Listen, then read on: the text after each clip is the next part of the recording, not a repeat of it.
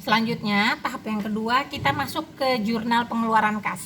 Jadi kalau kita udah selesai beli, ngutang, terus bayar kan?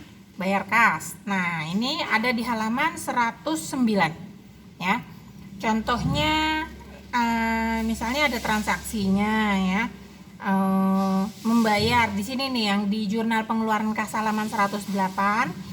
Di sini yang paragraf paling bawah di situ ya.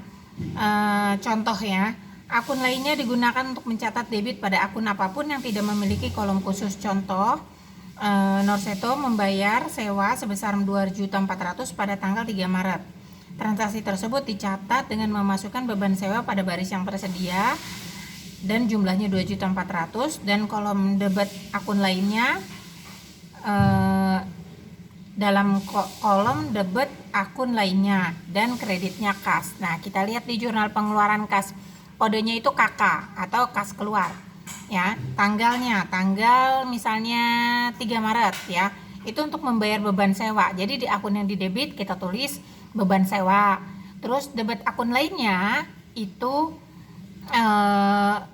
jumlahnya itu debit akun lainnya itu jumlahnya 2.400.000. Nah, kreditnya kas ya 2.400.000. Kenapa dibikin di kolom akun lainnya? Karena di sini beban sewa nggak ada kolomnya.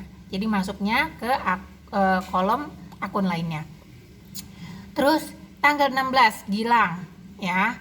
Ini Gilang membayar, berarti ya membayar hutang nih. Kalau tanggal 16 ada di atas nih yang di paragraf di jurnal pengeluaran kas halaman 108.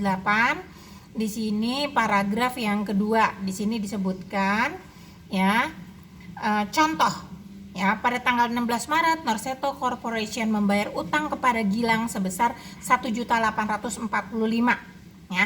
Nah, jadi kalau membayar hutang berarti kan kreditnya kas 1.845.000. Debetnya apa? Debetnya Gilang ya.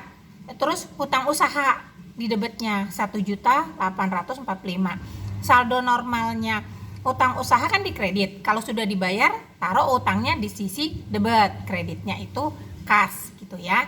Nah, jadi itu tadi yang dua ya. Nah, selanjutnya ada lagi kalau untuk Sakti, Dela itu sama. Nah, kalau untuk membayar beban utilitas tanggal 31 ya, tunggu kita lihat nih transaksinya tanggal 31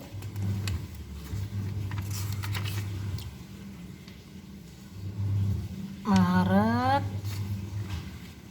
Oh, di sini nggak ada ya, nggak disebutkan transaksinya, tapi intinya membayar beban utilitas gitu ya transaksinya. Kan kalau jurnal pengeluaran kas itu membayar semua kan ya.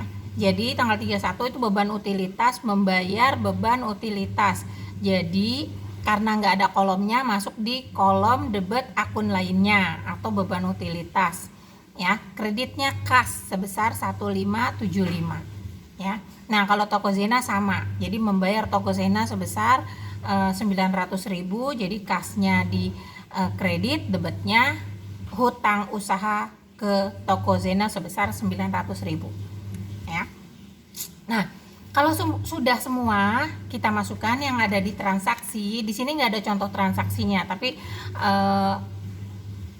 kalau untuk jurnal pembelian, nah itu transaksinya ada di awal ya. Terus setelah itu jurnal pengeluaran kas tentunya membayar hutang-hutang, gitu aja intinya ya. Membayar hutang-hutang, membayar itu adanya di jurnal pengeluaran kas. Nah, setelah itu kita buatkan kolom-kolom itu, akun lainnya tadi beban sewa, terus beban utilitas, terus utang usaha, terus kas. Jadi buku besar umumnya apa? Utang usaha, kas, beban sewa, dan beban utilitas, sama kayak di kiri. Nah, kalian buatkan itu, jangan lupa kemarin pada nggak bikin buku besar umumnya. Nah, setelah itu buku besar pembantu hutang usaha, hutangnya ke siapa aja? Gilang, Sakti, Dela, Zena ya. Dela, Sakti, Gilang, Zina. Jadi ada 4 itu kita bikinin. Nah, saldo awalnya tadi ada kan di pembelian.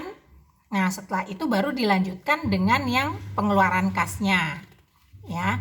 Jadi intinya sama yang jurnal penjualan. Kalau ini untuk pembelian. Jadi ada buku besar pembantunya, buku besar pembantu hutang usaha ya. Sampai situ, ini ada rangkuman saldo pemasok sama seperti kemarin.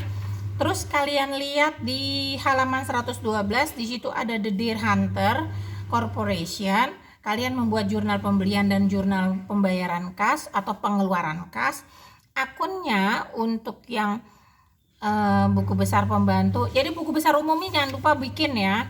Terus di sini menggunakan akun menunjukkan kapan buku besar pembantu harus diposting. Terus akunnya peralatan kantor, bahan habis pakai, beban pembersihan, itu untuk pengeluaran kasnya, kolom-kolomnya itu ya. Selain kas di kredit, di debitnya peralatan kantor, bahan habis pakai, beban pembersihan ya. Terus siapkan laporan rangkuman saldo, kesamaan jumlah rangkuman saldo dengan pengendali piutang.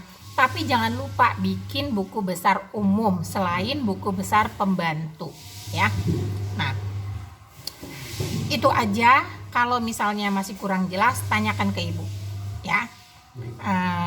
Selamat mengerjakan tugas halaman 112 nomor 2.